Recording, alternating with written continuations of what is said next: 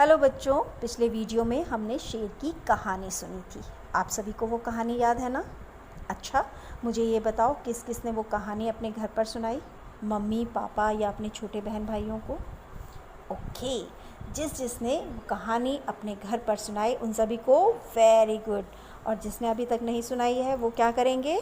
वो आज इस कहानी को याद करके ज़रूर सुनाएं, ठीक है? चलिए, इस वीडियो में हम पाठ 4 स्वच्छ रहो स्वस्थ रहो का पठन करेंगे। तो तैयार हैं आप? स्टार्ट करें, शुरू करें हम। स्वस्थ रहने के लिए शरीर को साफ सुथरा रखना बहुत ज़रूरी है।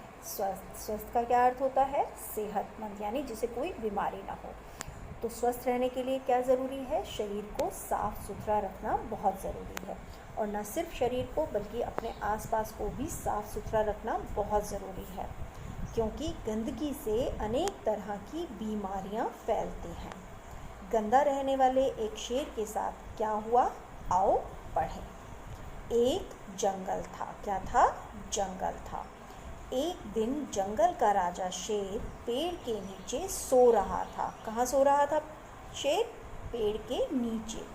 बहुत दिनों से न तो उसने स्नान किया था और ना ही दांत साफ किए थे। स्नान का क्या अर्थ होता है? नहाना। तो ना तो उसने बहुत दिनों से वो नहाया भी नहीं था और अपने दांत भी साफ नहीं किए थे।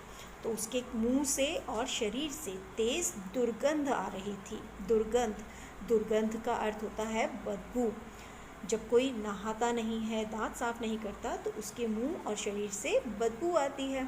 तो जो भी जानवर उसके पास से गुजरता अपनी नाक बंद कर लेता। हम भी ऐसे ही करते हैं ना, जब हमें बदबू आती है या कोई कचरा होता है, कूड़ा करकट कहीं रखा होता है, तो हम अपनी नाक बंद कर लेते हैं। तो ऐसे ही जो भी जानवर उसके पास से गुजरता अपनी नाक बंद कर लेता। एक मक्खी उड़ती उड़ती वहाँ आ पहुँची। कहाँ आ पहुँची? शेर के पास। वह शेर के कान के पास भिन भिन करने लगी। अब मक्खियों को गंदगी बहुत पसंद होती है, तो वो शेर के पास उड़कर आ गई और शेर के कान के पास भिन भिन करने लगी। भिन भिन क्या होती है? भिन भिन होती है मक्खी की आवाज़। जैसे शेर की आवाज़ कैसे होती है? दहाड़ना। कुत्ते की आवाज़ को क्या कहते हैं? भौंकना। तो इसी तरह से मक्खी की आवाज़ जो होती है उसे कहते हैं भिन भिनाना। तो मक्खी जो थी वो शेर के कान के पास भिन भिन करने लगी। शेर ने अपनी गर्दन ज़रा सी हिलाई और मक्खी उड़ गई। जब कुछ हिलाते हैं, अगर मक्खी बैठी हो तो वो उस जगह से उड़ जाती है। तो ऐसे ही शेर ने जब अपनी गर्दन हिलाई तो मक्खी उड़ गई, लेकिन वह फिर आकर शेर के कान के पास भिन भिन करने लगी। शेर की नींद खुल गई। वो सो रहा था ना, तो उसकी नींद खुल गई। उसने कान के पास पंजा मारा। पंजा क्या होता है? पंजा होता है शेर के पैर की उंगलियों वाला भाग। तो उसने कान के पास पंजा मारा। अब पंजा मारने से क्या हुआ? मक्खी उड़ गई, पर शेर का कान पंजा लगने से थोड़ा सा छिल गया। अब शेर का पंजा जो होता है, आपको पता है क्यों उसका कान छिल गया? क्योंकि उसके पंजे पर बहुत पैने पैने नाखून होते हैं। तो उसका जो कान था वो इसलिए पंजा लगने से छिल गया। फिर क्या हुआ? जब कहीं कट जाता है, छिल जाता है, तो क्या होता है? मक्खियाँ आ जाती हैं। तो कुछ और मक्खियाँ आ गई। वे शेर के नाक, कान, गर्दन के पास भिन भिनाने लगी।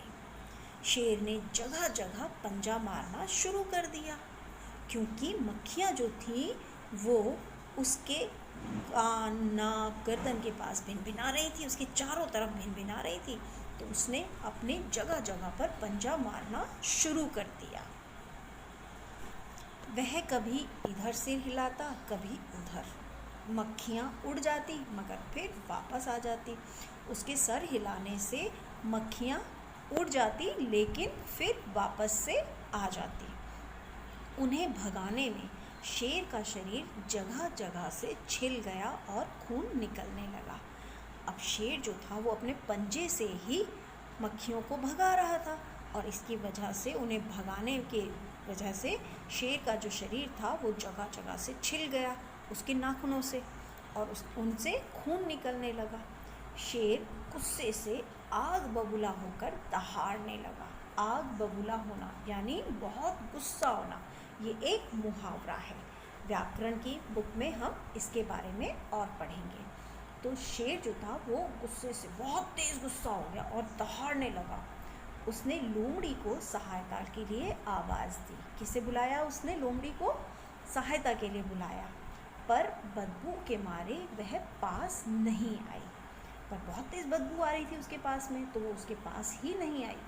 और दूर से ही क्या बोली, उसे पता चल गया कि शेर ने उसे क्यों बुलाया है, तो उसे पता चल गया था। इसलिए उसने कहा, महाराज मैं अभी डॉक्टर को बुला कर लाती हूँ। यह कहकर वह चली गई। इधर गुस्से और दर्द से परेशान शेर दहाड़ रहा था, मैं तुम्हें छोड़ूंगा नहीं मक्खियों, एक एक को मार डालूंगा। उसको बहुत गुस्सा आ रहा था और उसको दर्द भी बहुत हो रहा था, क्योंकि उसने ही अपने ही पंजे से अपने शरीर पर बहुत सारे घाव कर लिए थे। तो इसलिए उसको गुस्सा आ रहा था और दर्द हो रहा था, तो वो बहुत तेज़ दहाड़ा कि मैं तुम्हें छोड़ूंगा नहीं मक्खियों, एक एक को मार डालूंगा। तो बच्चों, आज इस वीडियो में हम इस पाठ को इतना ही पढ़ेंगे। अगले वीडियो में हम इसका बाकी भाग पढ़ेंगे। लेकिन आप सभी को क्या करना है, इस पाठ को अच्छी तरह से याद करना है और ये कहानी अपने घर पर किसी को सुनानी है। और इसके साथ साथ आपको क्या ध्यान रखना है, आपको भी स्वच्छ रहना है ताकि हम सब स्वस्थ रहें। ठीक है।